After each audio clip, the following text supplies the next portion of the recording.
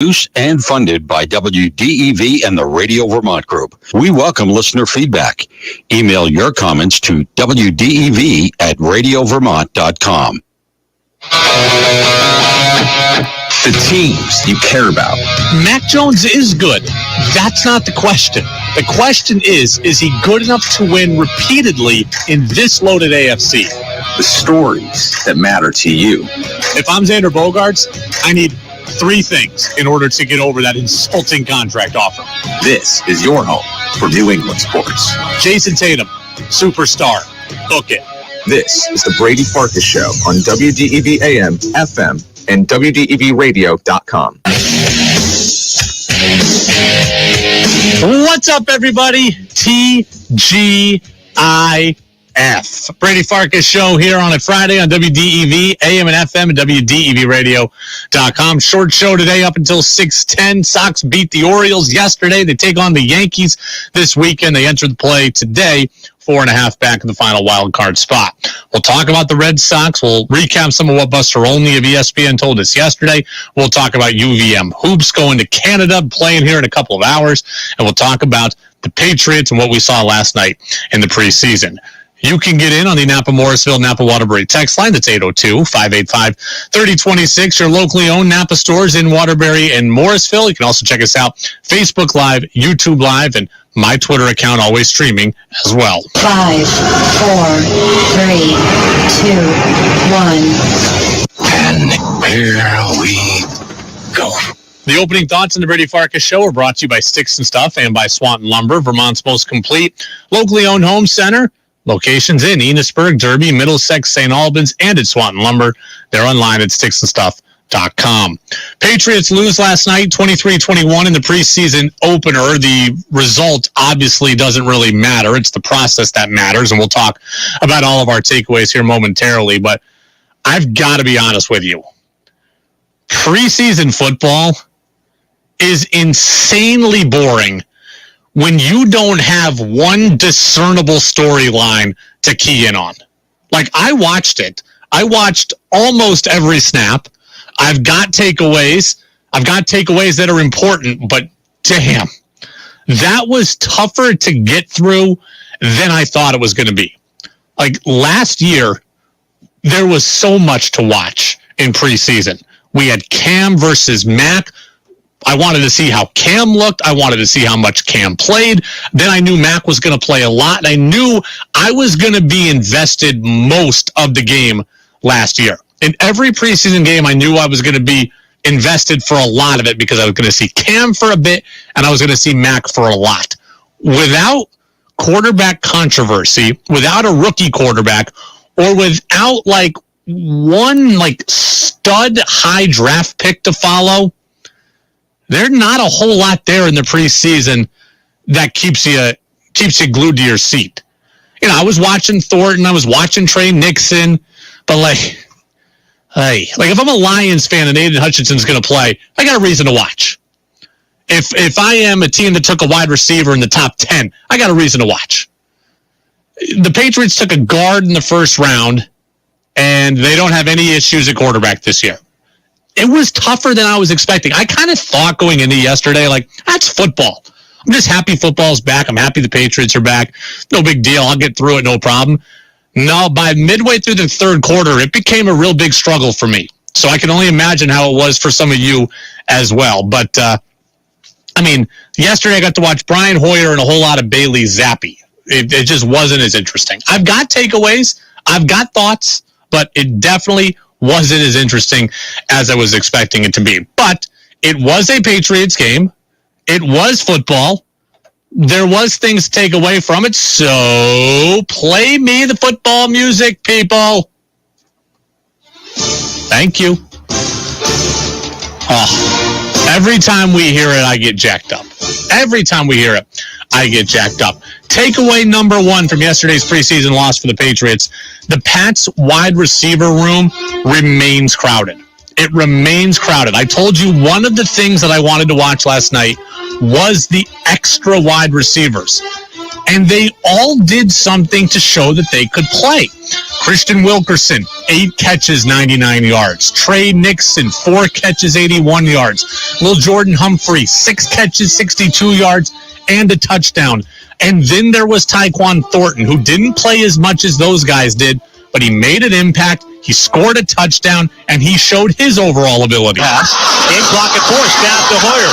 Bouncing right, rolling, throwing to the end zone, caught by Thornton. Touchdown, Patriots. Yeah, they grabbed his shoulder. They grabbed his jersey.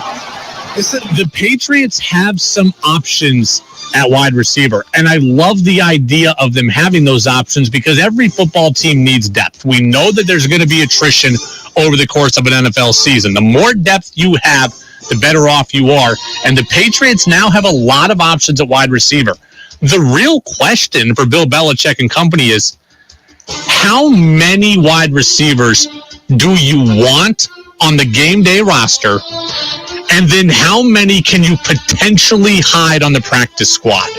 And what I'm getting at is this. I don't think the Patriots need Nelson Aguilar. I don't believe they need him. I think that they could run with Kendrick Bourne, Jacoby Myers, Tyquan Thornton, Devontae Parker, and then one of these extra guys on game day, right? I think you need 5 active wide receivers on game day. Bourne, Parker, Myers, Thornton, that's 4. If you give me one of Wilkerson, Nixon, or Humphrey, I think the Patriots would be okay with that 5. I don't think they need Nelson Aguilar. I would look to trade him. The question is, if you try to put the other 2 extra guys, the 2 that I haven't chosen, if you try to put them on the practice squad, are you going to lose them? Because if you think you can hold them, like let's just say on game day, the Patriots go Bourne, Myers, Thornton, Parker, those 4, and then let's say they go Trey Nixon, that's 5. If you think that you can keep Christian Wilkerson and Jordan Humphrey on the practice squad and have that depth there in case someone gets hurt, if you think those extra 2 can stick it out on the practice squad without getting sucked up by somebody, at that point, I try to trade Nelson Aguilar. If you think you can get those 2 through to your practice squad, I would try to trade Aguilar tomorrow to a wide receiver needy team. I shed some money. I get rid of a player that I don't necessarily need. I open up more opportunities for Tyquan Thornton, who's a vertical player in the same way that Aguilar is. If you think you can keep everybody stashed, then Aguilar, to me, I'm trying to get him gone. If you cannot, if you don't think that you can get guys through to the practice squad, then you're going to be forced to keep Aguilar. Because I can't get rid of Aguilar and then see that my 2 practice squad guys get taken, and now I'm left with just 5 receivers left in the organization. That can't happen.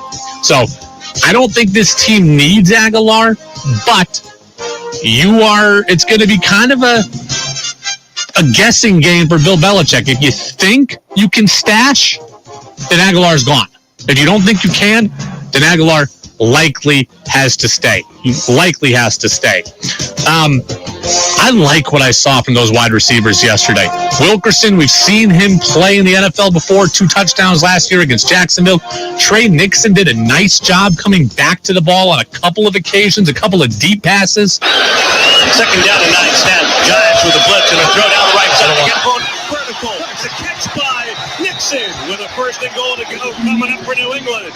All right, that's 2 really good boundary catches by Nixon here. Look at the body control. Body control on the boundary, coming back to the football. He dropped the first pass he was throwing, and after that, 4 catches over 80 yards.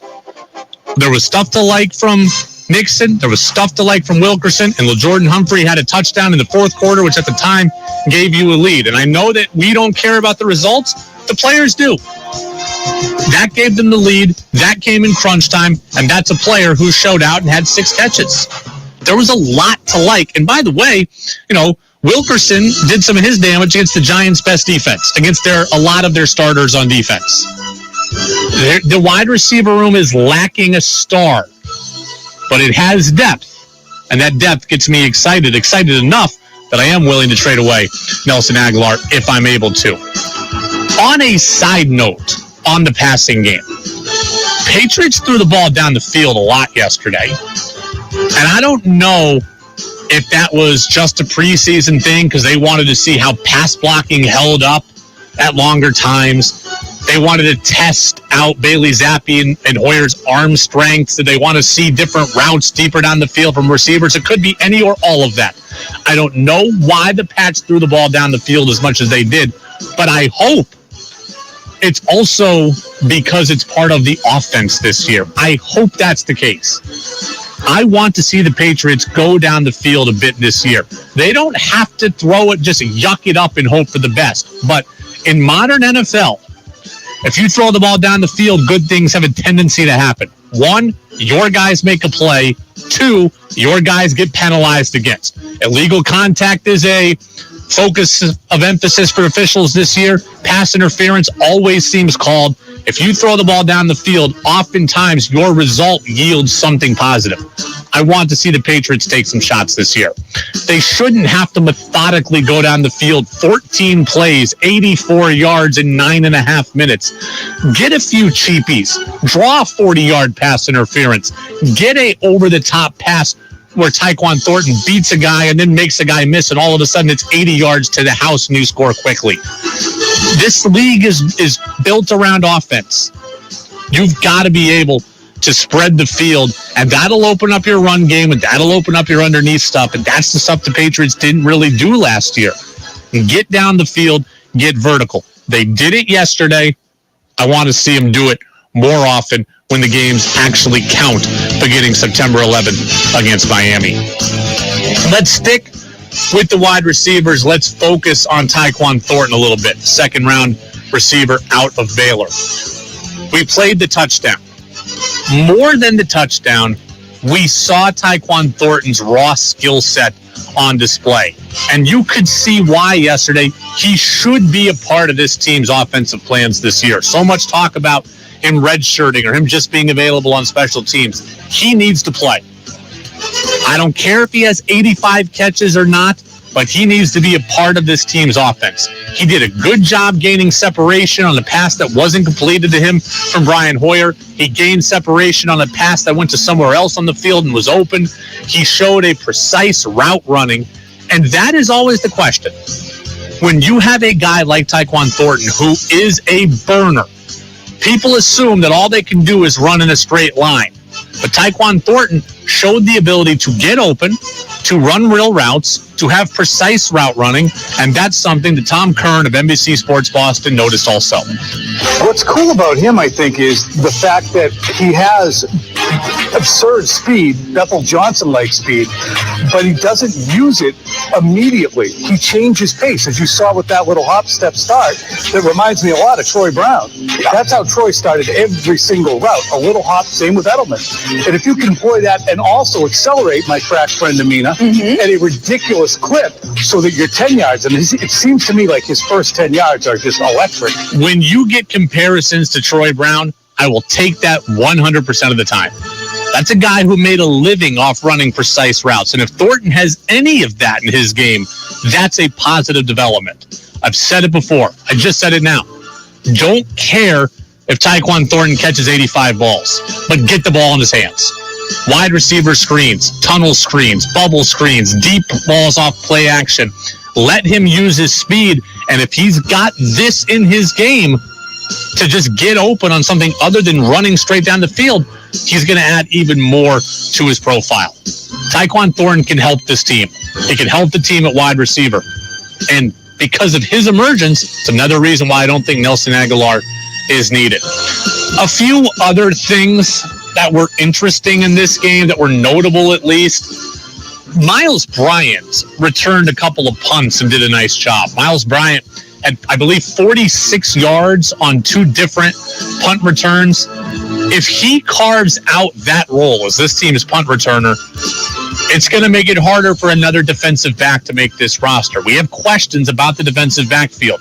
There are a lot of guys there. We're trying to figure out who exactly is going to make this team. I mean, let's just go down the line. Adrian Phillips is a given. Kyle Duggar is a given. Devin McCourty is a given. Terrence Mitchell is a given. Malcolm Butler is a given. That's 5. Jabril Peppers, I would say that's a given. That's 6. The 2 rookies you took, Marcus Jones and Jack Jones, that's 7 and 8. John Jones is 9. Like, how many do you need? How many defensive backs do you need? I just named you 9 that I think are locks.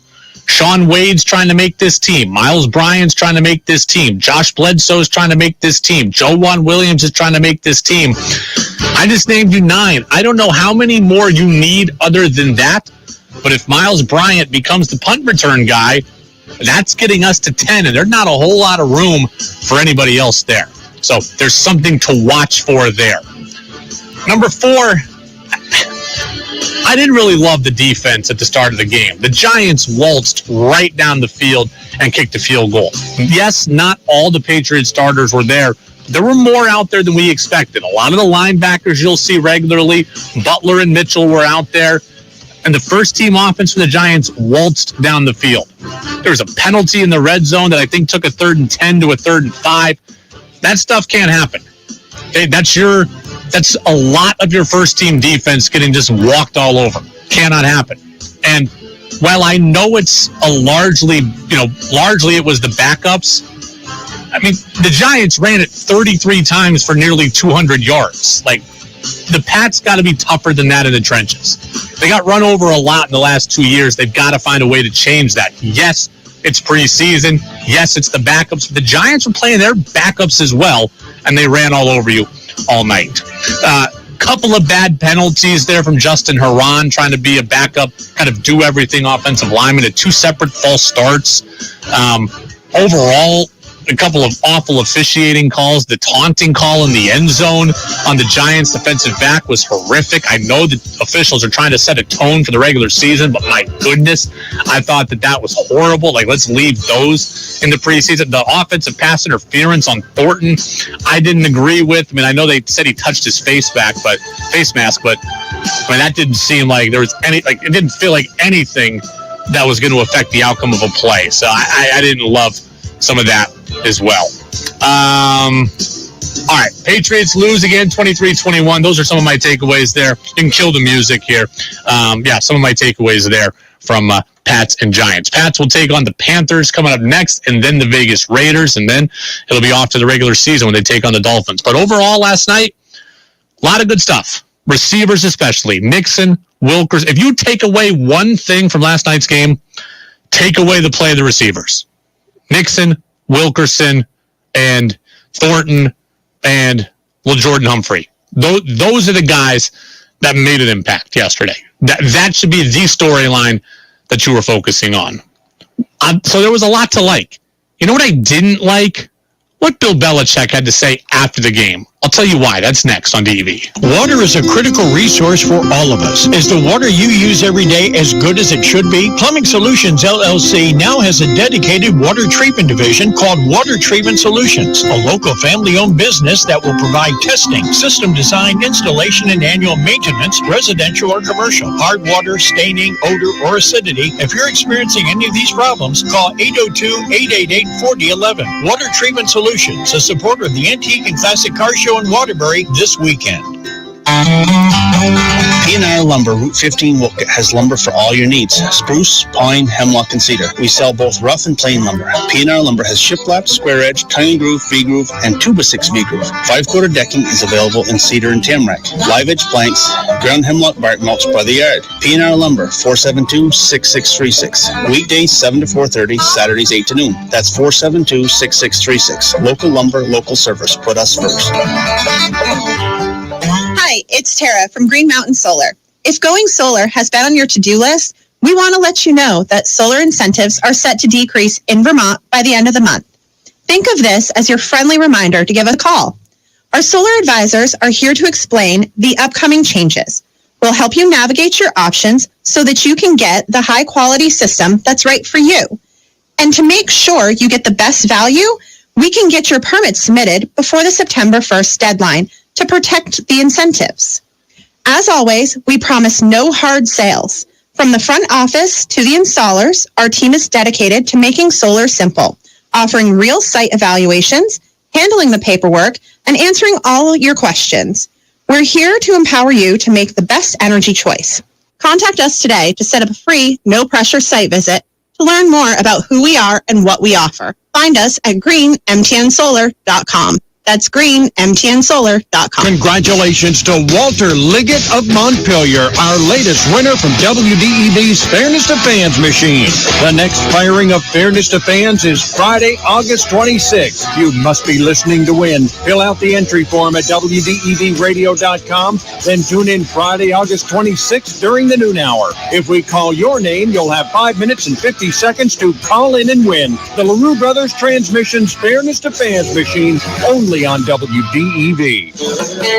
Your pets give so much. In return, you give them the very best pet foods from your local Guy's Farm and Yard stores. Premium quality brands like Life Stages, Taste of the Wild, Signature, Origin, Earthborn, Acana, and many more. Guy's has a huge new inventory of pet toys, treats, and accessories. They're your Wild Bird Center too, all affordably priced at Guy's Farm and Yard, Portland Street, Morrisville, Berry Street, Montpelier, Taft Corners, Williston, and Fairfax Road, St. Albans. Think you know sports better than Brady does? Text in with your thoughts at 802-585-3026. Now it's back to the Brady Farkas Show on WDEV AM, FM, and WDEVradio.com. Yeah.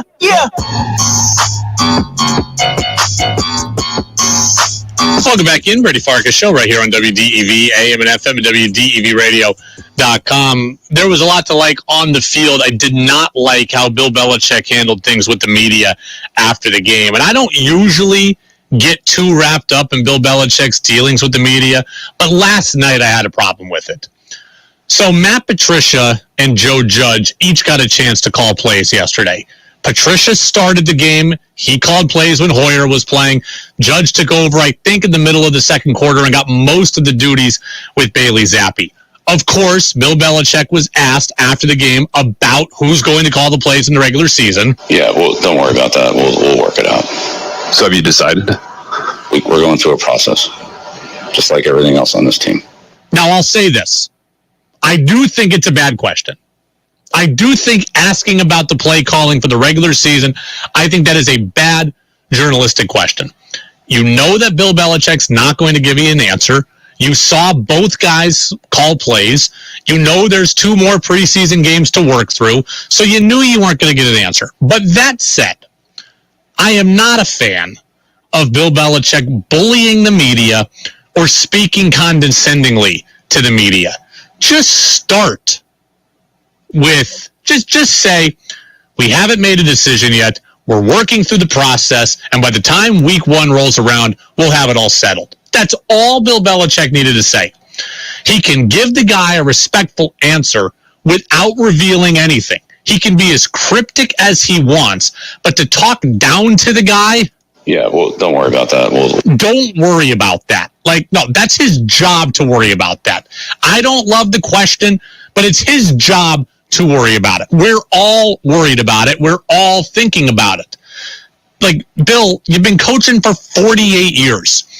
You know that this is a talking point. You know this guy is just doing his job, and you know we're all wondering it too. So saying don't worry about it and belittling the guy, that to me is very condescending. I do have a problem with that. I generally don't care if coaches are straight with the media. I don't care if they talk in circles. I get they need to play things close to the vest.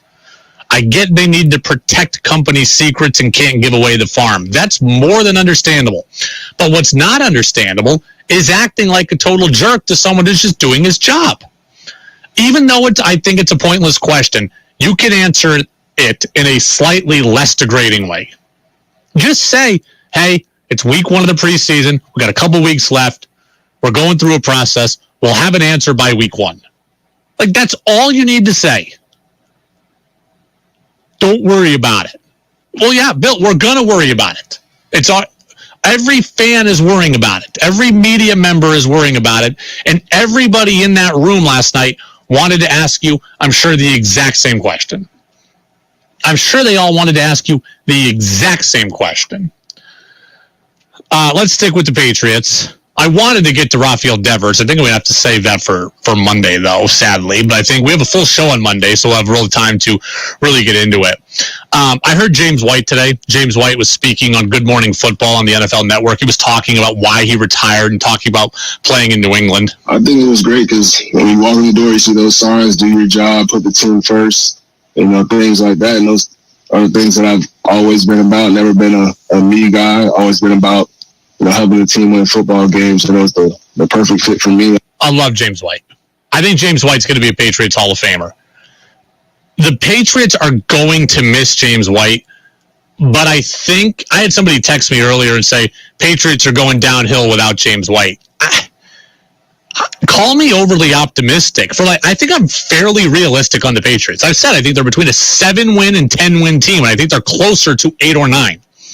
So I don't think I'm just drinking the blue and red Kool-Aid here, but I think the Patriots are going to be largely okay in the running back room. James White is a great player. He is an all-time Patriot. He is a key to the second half of the Patriots dynasty. But the Patriots running back group this year is also the deepest positional group on their team. They should be able to absorb the loss of a 30-year-old pass-catching back. They should. Patriots running back room is very deep, and it's very versatile. Damian Harris is good between the tackles. Ramondre Stevenson, I think, can do everything. He can run between the tackles, he can bounce outside, he can get upfield, and he can catch the ball out of the backfield. I think Ty Montgomery has a reasonable chance to carve out a role on this team. The report card on him has been pretty high this training camp. And then you have J.J. Taylor, a guy who he got banished last year after fumbling against Tampa on the Sunday night Tom Brady return game. I like J.J. Taylor. Diminutive, but runs hard, packs a punch, pretty good hands out of the backfield. You got J.J. Taylor, and then you got the 2 drafted kids, Pierre Strong and Kevin Harris, that can make an impact. I just gave you, 6 names. Damian Harris, Ramondre Stevenson, Ty Montgomery, J.J. Taylor, Kevin Harris, Pierre Strong. That's 6 running backs there. I think the Pats are doing okay at that position. They're going to miss James White's leadership. They're going to miss his clutch ability. They're going to miss his dependability. But in terms of what he can do on the football field, I think this team is largely set up to cover it. Now, the Pats didn't run the ball well last night. They also didn't run it a lot overall, period. Only ran it 18 times for 53 yards or something yesterday. But, they got a lot of guys there that can run the ball. A lot of guys that can line up in the backfield. Don't forget that Kendrick Bourne takes balls off the sweeps, reverses. Tyquan Thornton can take balls off the reverses. Jonnu Smith, we're being told, could line up in the backfield. James White's really hard to replace in the locker room, but I think this team is able to overcome it football-wise. They have enough, they physically have enough numbers, they have the number of personnel to get over not having James White. And their players are good enough. Last year, the Patriots moved the ball without James White. Now, they moved it in a different way, but they were able to move the ball. So I think they'll be able to, worst case scenario, I think the Patriots can do what they did last year, 14 plays, 85 yards. I think they can do that. I'm hoping for them to have more quick strike in their offense, but I think at the very least, they can repeat last year's offensive output, and they didn't need James White a lot of the year. So I love hearing James White talk. I'd love to see James White invited back to anything at one Patriot place. Don't think this team needs him to have the kind of season that they want to have. I think they hit the 7 to 10 win mark without James White just fine. So I don't want to diminish what he's done because he's great. But the texter who told me Pats are going downhill without him, I'm not buying that either. It is the Brady Farkas Show on WDEV, AM and FM, at WDEVradio.com. We come back, Red Sox lineups, Red Sox and Yankees, and then UVM men's basketball tipping off north of the border tonight about 2 hours from now. I am jacked up for this. We still got baseball. We got football coming. I know we're 3 months away from college basketball, but I am jacked up for Catamount Hoops. I'll tell you quickly what I'm looking for out of this weekend for UVM. That's next on the Brady Farkas Show on WDEV, AM and FM. This is WDEV, Vermont's news station, owned and operated by the Radio Vermont Group. From the top of Sugarbush, 96.1 FM, WDEV Warren and Waitsfield, 96.5 W243 Barrie, 98.3 W252 CU Montpelier, along with our founding station, AM 550 WDEV Waterbury Montpelier, streaming at WDEVradio.com. 91 years of serving Vermont, the friendly pioneer, WDEV. This is CBS News on the Hour, presented by Liberty Mutual Insurance. I'm Tom Foti in Washington. The Trump search warrant is now public, ordered unsealed by a Florida federal judge after the Justice Department asked for that and the ex-president raised no objection. Among the items the FBI says it recovered from Mar-a-Lago are documents marked confidential, secret, and top secret. One set is said to be labeled with the highest classification for material so sensitive it's only meant to be reviewed in secure locations known as SCIFs. The former president insists all of the material was declassified. But if Trump did issue such an order while he was president, there's no clear evidence of it. Declassified material typically has its original secret markings crossed out. Correspondent Stephen Portnoy at the White House. And we have late word from Nashville, where the Southern Baptist Convention says it is under investigation by the Department of Justice. Minutes ago in the House of Representatives. On this vote, the yeas are 220, the nays are 207. The motion is adopted. House Speaker Nancy Pelosi announcing the House vote that gives final congressional passage to that big Biden spending, taxing, and climate bill that Democrats approved on a purely partisan vote last weekend in the Senate. Famed writer Salman Rushdie was the victim of a stab attack today on a speaking stop in western New York. He has long been a target for Iran and some Islamist militants. Rushdie was stabbed in the neck. Mr. Rushdie was provided medical treatment by a doctor who was in the audience until EMS arrived on scene.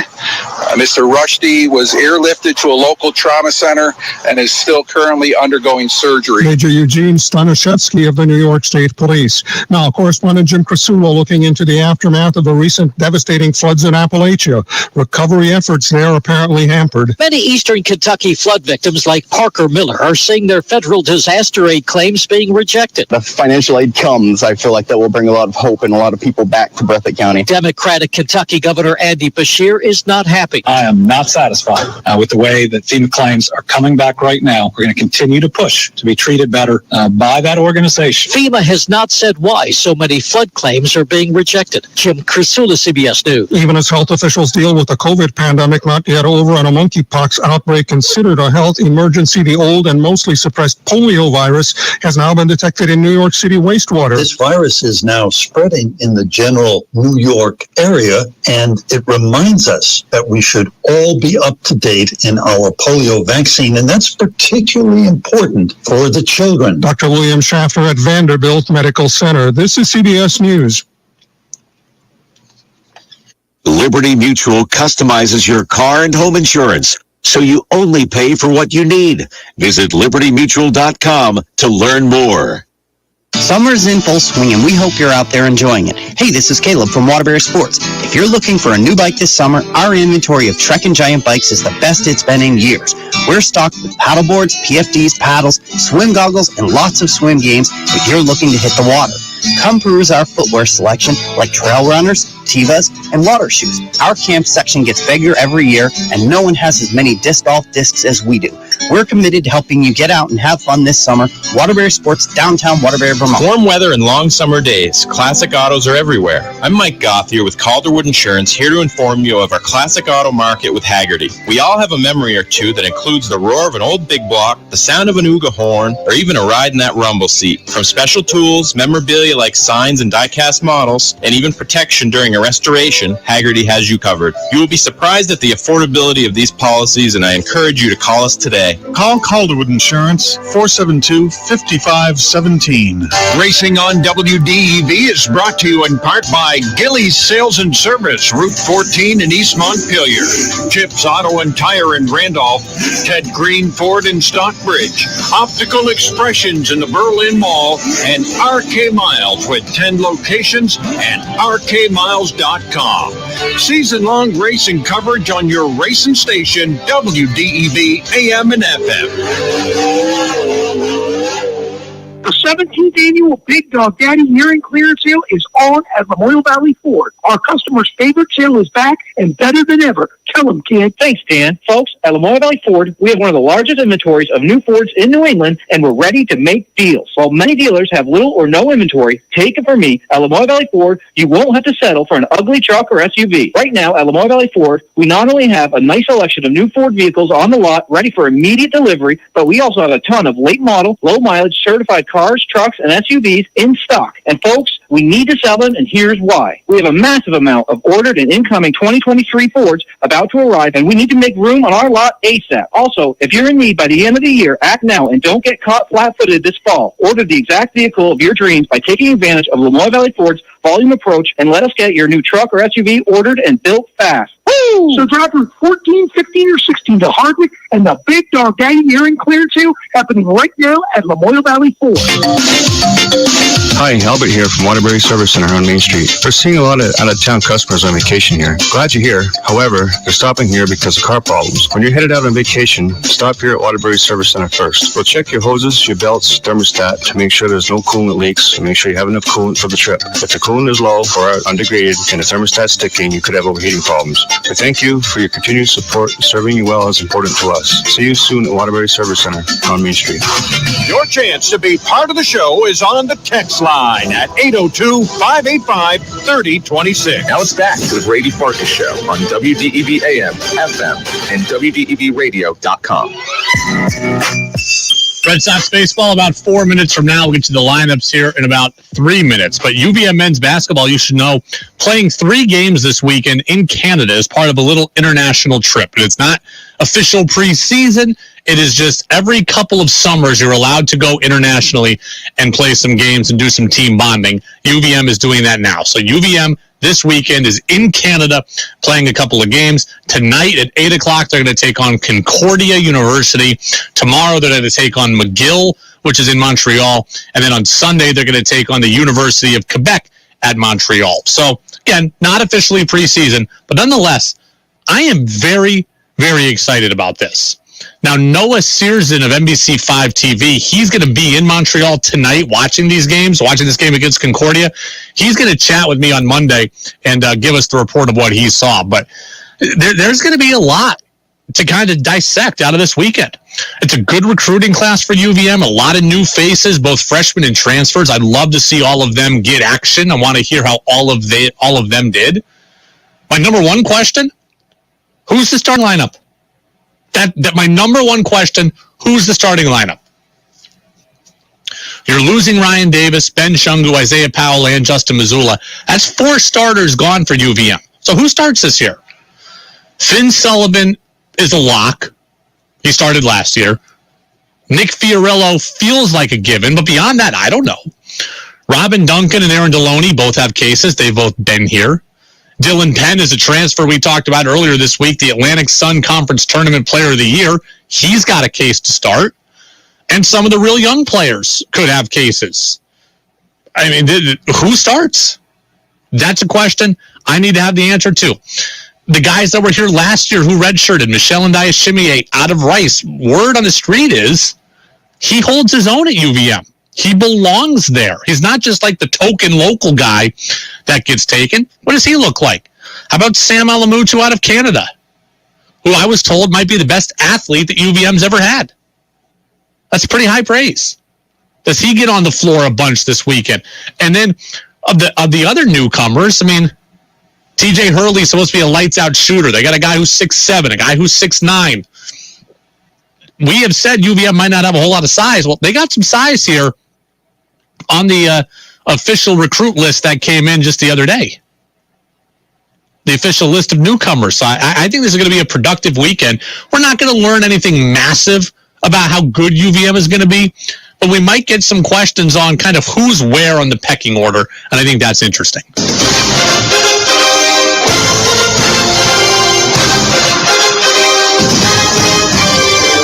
The Yankees are 71-41. The Red Sox 55-58. 4.5 back of the final wild card spot. Domingo Germán against Nathan Eovaldi is the pitching matchup. Eovaldi 5-3. Germán 1-2. DJ LeMahieu leads off at second. Aaron Judge with his 45 homers and 99 ribbies is in right. Anthony Rizzo's at first. Josh Donaldson is at third. Gleyber Torres the DH. Andrew Benintendi back in Boston is the left fielder.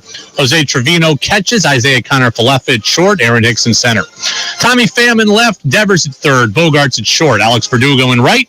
JD Martinez the DH. Eric Hosmer at first. Christian Arroyo at second. Jaron Duran in center. Kevin Plawecki does the catching and bats ninth. Kike Hernandez reportedly going to be back with the team next week if all goes well in his rehab assignments. We'll see you on Monday. Go Sox.